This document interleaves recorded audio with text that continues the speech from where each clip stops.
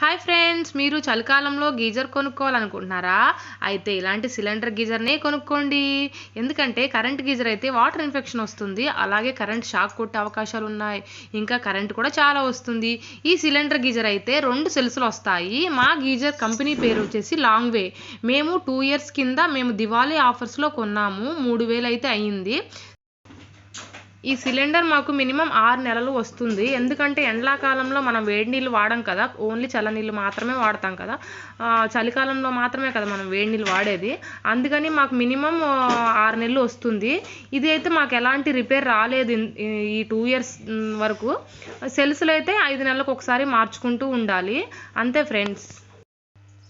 Heater కన్నా current geyser కన్నా ఈ సిలిండర్ గీజరే చాలా మంచిది. ఎందుకంటే చిన్నపిల్లలు ఉంటారు ప్రతి ఒక్క ఇంట్లో, ఎలాంటి షాక్ ఉండకుండా ఉండాలంటే ఇదే తీసుకోండి. ఈ వీడియో మీకు నచ్చితే చిన్న లైక్ ఇవ్వండి. ఓకే.